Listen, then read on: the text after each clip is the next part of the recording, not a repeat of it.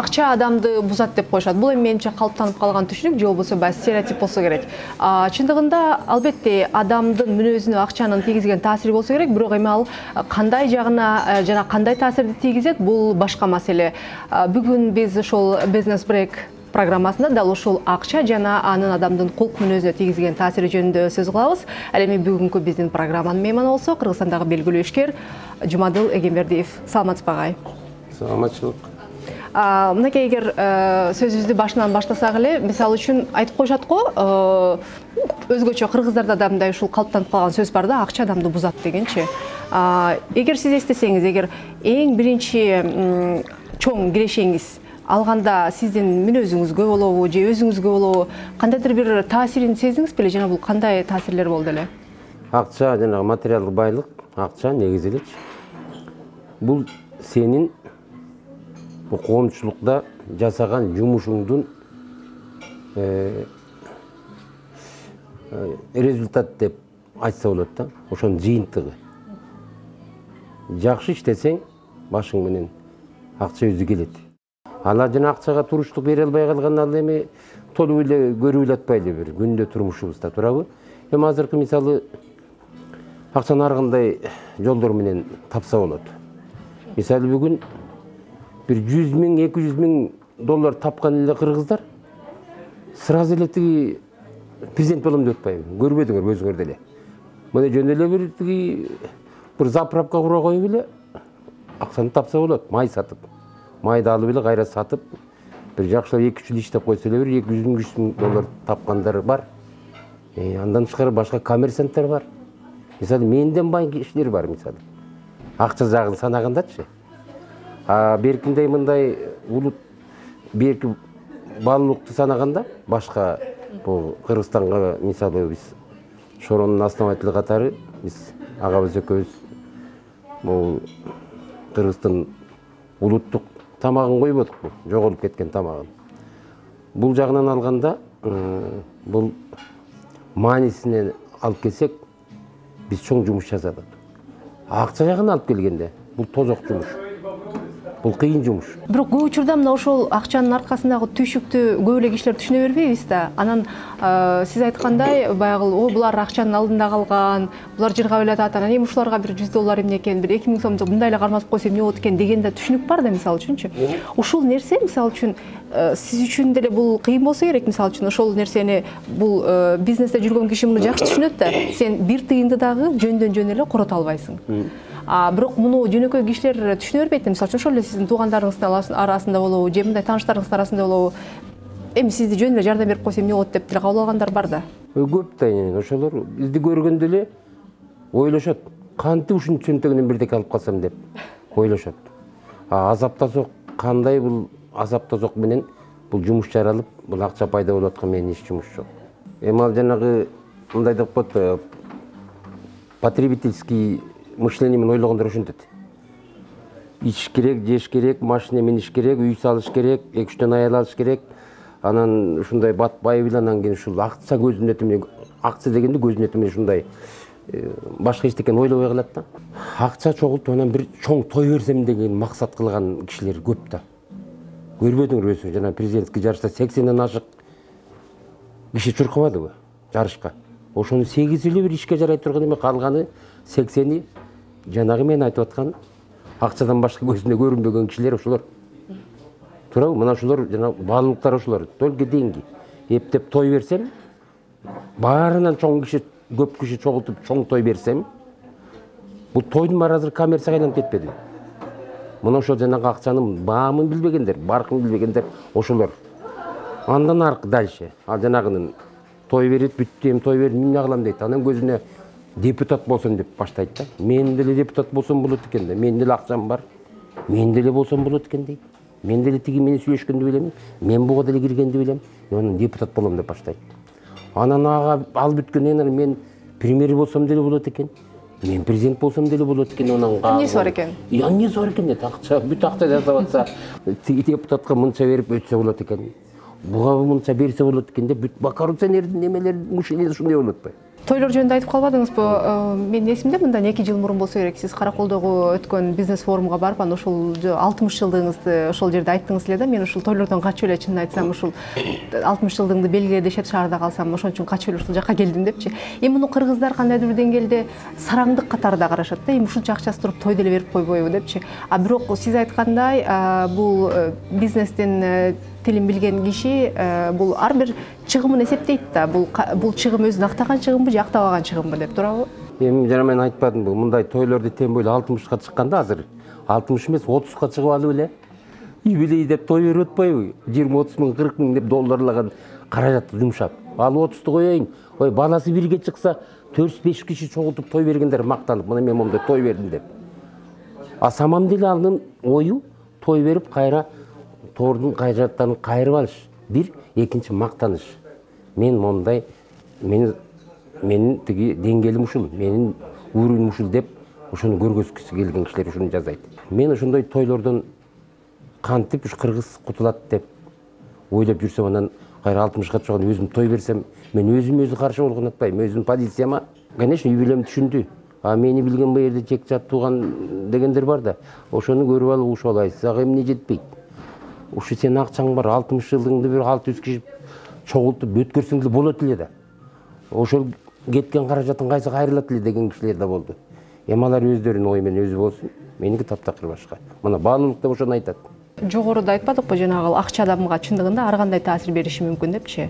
Демек сиздин көз карашыңызда акча азыркы кыргыз коомуна кандай негизде бузуп жатканын, бул жана сиз айткан 3-4 мисал менен эле байкасак болот экен да. Бул биринчиси тойлор, экинчиси депутат болом дегендер, анан керек болсо президент болом деп зымалашкандар. Ошо дейм. Акча да ушакка жумшап атпайбы. Акча деген эми азыр адамдар акчанын кулу болуп калып атат. Наоборот, акча биздин кулубуз болуш керек, мээнин кулу болуш керек, көз караштын кулу болуш керек. Акча деген машина, үй, дача, эмне гана акчанын артынан кандай гана биз адамдарды жоготкон жокпуз. Эми туурабы? Акчанын артынан, байлыктын артынан биз революциялар өтүп атпайбы? Эл эми түшүнө турган болуп калды. Мисал үчүн сиз өзүңүздүн жашооңузда ошондой бир мындай жагдайлар болду беле? Мына ушул мындай иштеп жүрүп, өндүрүштеп жүрүп, мен кандайдыр бир нерселерди жашоомдон өткөрүп ийдим деп. Эми биз тиги Союздун кулу болуп жүрүп, далай жашоону өткөрбөдүк. Союздун 70 жыл жанагы башка саясий менен, башка тиги системада жашап жүрүп, далай нерсени өткөрбөдүкпү? 70 жыл жашап өттү да. Конечно, далай мүмкүнчүлүктөр өттү. Далай мүмкүнчүлүктөр өттү. Кийим, оргырын, иште механизм келгенде эле мен киши экенимди ошондо сезе баштадым. Ал кезде эми көбүрөөк акчанын эмес, күнүмдүк турмуштун кулу деген болсо керек, баягы. Себеби азыр деле көп эскергенде айтып калышат го, мисалы үчүн Советтер Союзунда баары даяр болчу, баары белем болчу, эртеңкиге көп кайгырчу эмеспиз, бирок ошол эле маалда көп нерселер чектелүү дагы болчу да. Баары чектелүү. Мен мисалы иштеп алып таап алган акчаңа машина ала албайсың. Не то что машина, машинанын дөңгөлөгүн ала албайсың. Машинанын дөңгөлөгүн жана акимдер менен, акимден барып жалдырап, момутуп. Сиз биз деп барып анан кийин алчубуз. Тиги частный киши грузовой сатып алыш деген ал жок болчу, ал закон, противозаконно болгон. Мына ошондой берип тур бизди. А мына азыркы жана микрорайондорду билесиңерби, илгерки баягы 1-чи, 2-чи, 4-чи, 5-чи. Ошонун баары курулган, ошол кездеги адамга арналып курулган. Ошондогу. Карасаңар, ошо нормативдин баары, это не для человека. Адамга эсептелген эмес норманын баары. Бүгүнкү күндө ошо ал эч жооп бербейт. Эмне үчүн? Бүгүнкү норма менен. Эки машина кире албайт ичине. Себеби ойлошкон, кишилер машинаны албаш керек, жөө жүрүш керек деп. Ошо жөө жүргөн бечараларга курулган. Микрорайондун бар, азыр мына пенсионерлердин баары отуруп алып, столбону кагып коюп, тиги бетонный блокторду коюп коюп, машина кирбесин деп ана пенсионерлер отурат. Акыркы пенсионерлер доживает до своего века. Сиздин түшүнүктөр менен алып карай турган болсок, бул кыргыз коомунда, азыркы кыргыз коомунда да, мисалы үчүн акча, байлык деген нерсенин мындай жаңычараак көз караш менен карап, мындай адамдык негизде караган бир муун калыптанат деп айтууга болобу? Ошондого бир негиздер барбы? Калыптанып келатат. Келатат калыптанып. Ну, процесс аябай жай жүрүп атат. Келатат. А процесс жай болуп аткан эмнеден? жай болуп атканда эми кармап атат да, мени үйдө бирөө кармап атат. Ар бир тилинчек бар да. Ар бир тилинчек. Ай уят, намыс деген. Ага туган деген бар, куда сөктү не дейт, эл эмне деп айтат деп эле биз ошо күнү эле дагы эле баягы илгерки баягы чөңкөнүн ичинде жүрөбүз баягы. Баягы эле бир пароход, баягы илгерки Союздун пароходу барбы? Ошондо эле чыга албай эле жүрөбүз дагы. Баарын салып атпайбы? Завод, фабриканы ал кезде ким ойлоп тур? Частный киши тиги завод, фабрика тиги ээлеп иштетсе болот деген ким түшүнө келиптир? Рыночный деген түшүнүк болгон эмес да. Коммунизм айткан баарыңарга биз төшөк баарын чогуу коммунизм бир төшөк жатасыңар, бир төшөк турасыңар. Жаткан жериңер баары бир болот. Бир табактан тамак жейсиңер деп бизди ошо манкурт кылып тастаган. Бүгүн да ошол саясат жүрүп атпайбы азыр? Демек, кандайдыр бир деңгээлде, мисалы үчүн, ошол мурдагы советтик өлкөлөрдө жашаган элдерде бул акчага, байлыкка, жанагы материалдык нерселерге, үй, чоң машина деген нерселерге мындай суусап калган, анан бүгүнкү күндө дагы деле суусуну камбай атат деп айтып болот экен да. Ошо да баягы илгерки эле баягы убагында бийликке колу жакын кишинин баары эле алып калбадыбы, аны көрбөдүңөр историясын баары эле. Ошол баягы ким ошого жакын болгон, бүгүн деле ошол жакын болуп, ошолордун колдору илинчек болуп, буттары дагы бүт ошол эле бүт ошолор кое бербей эле келе атпайлыбы. Согушта ошондон болуп атат, революцияда ошондон болуп атат, дагы эле баягы эле тиги чоң табакты жегендер ошол чоң табактын ичинде жүрүп эленен кете албай атпайбы. Кантип прокурор болом, кантип таможня болом, кантип тиги тигини элейм, тиги акчасы көп экенди ойлонуп атат. Айым үчүн элде ойлобош керек. Кантип мемге билим алам, кантип тиги инновацияны алып келем, кантип тиги экономиканы коем, кантип тиги творческий бир иштерди кантип жасасак болот деген биз ушул жетпей атпайбы бизге. Эми албетте сиз айткандай муун жаңырыш керек болсо керек.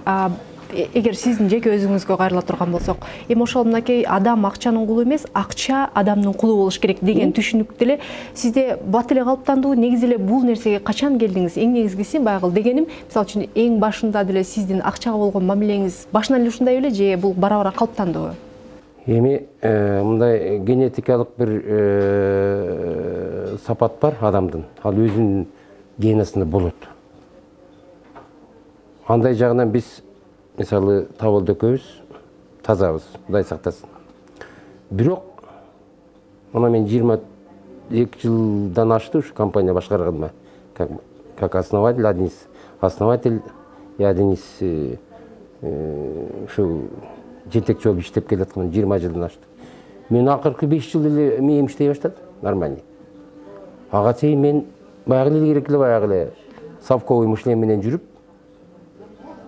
анан бизнестин эмне экенин, рыночный мамиленин эмне экенин, көп кишини башкарыш керек экенин эмне экенин мен 10 жыл окудум.